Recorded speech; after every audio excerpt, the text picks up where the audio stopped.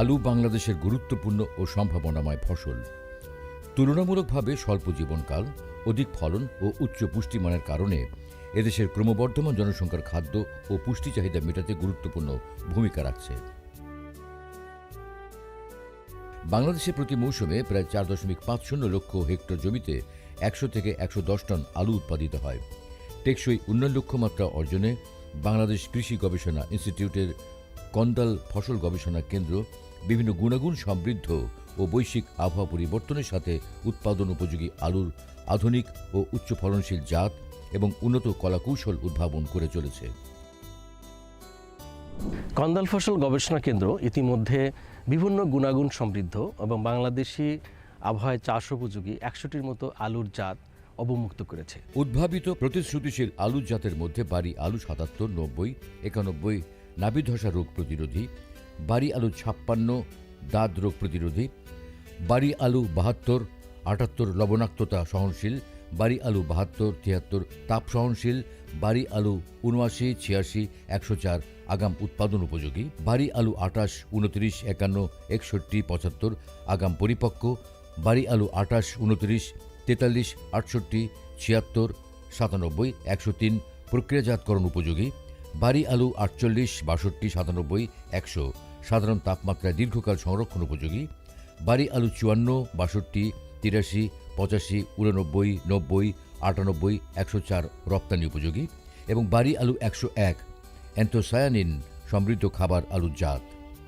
কন্দাল ফসল গবেষণা কেন্দ্র শঙ্করায়ন, জার্ম প্লাজম প্রবর্তন, বিদেশি জাত প্রবর্তন, প্রকৃত বীজের বংশধর মূল্যায়ন, স্থানীয় জাত মূল্যায়ন এবং জীব প্রযুক্তির মাধ্যমে নাবি ধসা রোগ প্রতিরোধী, ভাইরাস সহনশীল, লবণাক্ততা ও তাপ সহিষ্ণু, রপ্তানি উপযোগী, সাধারণ তাপমাত্রায় দীর্ঘদিন সংরক্ষণযোগ্য খাবার আলু ও প্রক্রিয়াজাতকরণ উপযোগী আলুর জাত উদ্ভাবন করে চলেছে। শঙ্করায়ন পদ্ধতিতে আলুর জাত উদ্ভাবনে ফুল আসার জন্য শীতকালীন আবহাওয়ায় দীর্ঘ দিবস প্রয়োজন হয়, যা বাংলাদেশে স্বাভাবিক অবস্থায় পাওয়া যায় না। দীর্ঘ সময় গবেষণার মাধ্যমে কন্দাল ফসল গবেষণা কেন্দ্রের বিজ্ঞানীবৃন্দ বাংলাদেশের আবহাওয়ায় আলুর প্রজননের উপযুক্ত কলাকৌশল যেমন সোডিয়াম লাইট ব্যবহার করে দিবস দৈর্ঘ্য বৃদ্ধি, ব্রিক প্ল্যান্টিং পদ্ধতির ব্যবহার, ফাইটোহরমোন প্রয়োগ, বিভিন্ন ধরনের কৃষি তাত্ত্বিক পরিচর্যা সমন্বয়ের মাধ্যমে আলুর প্রজনন কার্যক্রম যথা আলুর ফুল ফোটানো, শঙ্করায়ন, ফল ধরানো, পরিপক্ক ফল হতে বীজ সংগ্রহ করা ও বীজ থেকে চারা উৎপাদন করার পদ্ধতি সফলভাবে উদ্ভাবন করেছেন।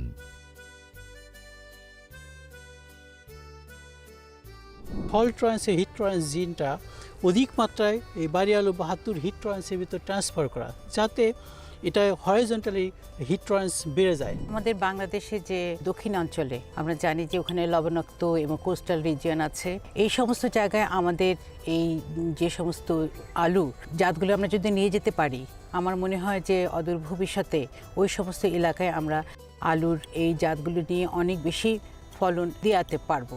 আমাদের বিজ্ঞানীরা এই জায়গায় অনেক কাজ করছেন। আমরা চাচ্ছি যে বাড়ি আলু আটলান্টিকের যে প্রসেসিং যে কোয়ালিটিটা আছে সেটা আমরা 41-এ যদি দিতে পারি, তাহলে একটা অধিক ফলনশীল এবং ভালো জাত হবে, যার ডায়ামিটারটাও অনেক বেশি হবে।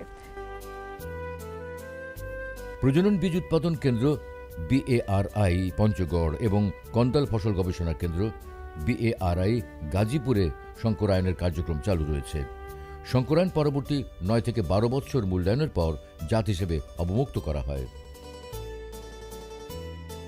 বিভিন্ন দেশ বা প্রতিষ্ঠান থেকে MTA এর মাধ্যমে অনুচারা হিসাবে আলুর বিভিন্ন জার্ম প্লাজম সংগ্রহ করা হয়।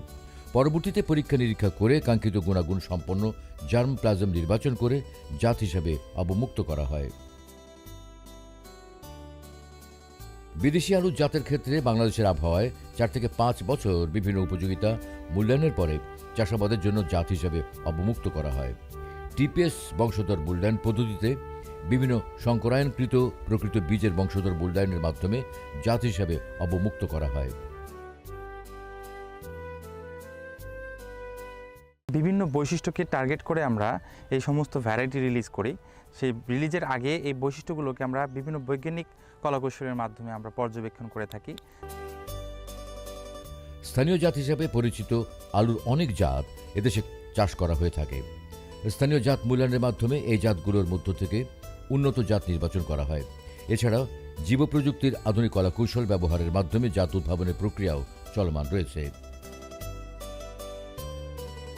সাম্প্রতিককালে আলুর উল্লেখযোগ্য উৎপাদন বৃদ্ধি, রপ্তানির মাধ্যমে বৈদেশিক মুদ্রা অর্জন, কর্মসংস্থান সৃষ্টি ও ব্যবসায়ের সুযোগ বৃদ্ধি পাওয়ায় আলুর উৎপাদন ও বাজারজাতকরণ বাণিজ্যিক রূপ নিতে শুরু করেছে এবং এদেশের অর্থনৈতিক অবস্থা ও খাদ্য নিরাপত্তায় বিশেষ অবদান রাখার সুযোগ সৃষ্টি করেছে। সর্বোপরি উদ্ভাবিত আলুর জাতসমূহের উচ্চমানসম্মত বীজ উৎপাদন করে BARI, BADC ও DAE একযোগে সম্প্রসারণে কাজ করছে। কৃষি গবেষণা থেকে আমরা আলু বীজ পাইছি। এবছর গবেষণা থেকে আমরা আলু দিয়েছে খুব সুন্দর। আমাদের এই দেশে আলুর উৎপাদন যেটি আমাদের প্রয়োজন 70 লাখ মেট্রিক টন, সেখান থেকে আমরা 1,10,00,000 মেট্রিক টনে নিয়ে গেছি। এই সারপ্লাস আলু আমাদের ডোমেস্টিক মার্কেট এবং পৃথিবীর বিভিন্ন জায়গায় আমরা রপ্তানি করে কিভাবে আয় করতে পারি সে লক্ষ্যে আমাদের কৃষি মন্ত্রণালয়ের একটি সুনির্দিষ্ট নির্দেশনা আছে এবং সেভাবেই আমরা কাজ করছি। দেশের কৃষক পর্যায়ে উন্নত উচ্চ ফলনশীল আলুর জাত ও মানসম্পন্ন বীজ উৎপাদন নিশ্চিত করে গড়ে তুলতে হবে জাতির পিতা বঙ্গবন্ধু শেখ মুজিবুর রহমানের স্বপ্নের ক্ষুধামুক্ত, দারিদ্র্যমুক্ত, সমৃদ্ধশীল সোনার বাংলাদেশ।